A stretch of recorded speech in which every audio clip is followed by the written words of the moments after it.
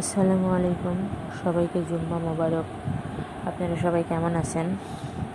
আলহামদুলিল্লাহ, আপনাদের দোয়া এবং ভালোবাসায় আমি ভালো আছি। আজকে আমি রান্না করব পুঁইয়ের শাক ভাজি আর সাথে গরুর মাংস।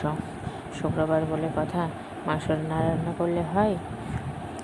যদিও আমার ছেলে আর আমি খাই, তারপরও গোটা সপ্তাহ ধরেই মাংস খাওয়াই হচ্ছে। তারপরও আজকে শুক্রবার স্পেশাল বলে কথা।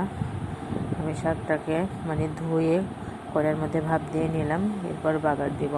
এটা একটু ভাপ দিয়ে নিলে সুন্দর হয় আর কি।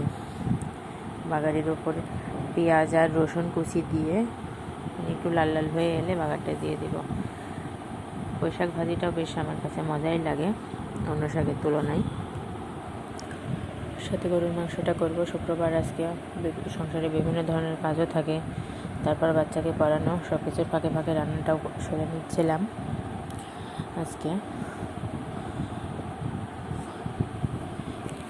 আসলে মেয়েদের জীবনটাই মনে হয় এমন, শুধু কাজ আর কাজ। রান্না করা তো তার জীবনের বিশেষ একটা পার্ট। একটু গরুর মাংসটাও রান্না করে রাখবো, একটু ঝাল ঝাল করে। আসলে মুখের স্বাদে না ঝাল ঝাল না হলে ভালো লাগে না আমার, একটু কষা কষা হলেই মজা লাগে। আজকে শুক্রবার আপনারা কী কী রান্না করলেন জানাবেন। সবাইকে ধন্যবাদ অসংখ্য। পেজটা অবশ্যই সাপোর্ট করে লাইক শেয়ার করে পাশে থাকবেন। Thank you.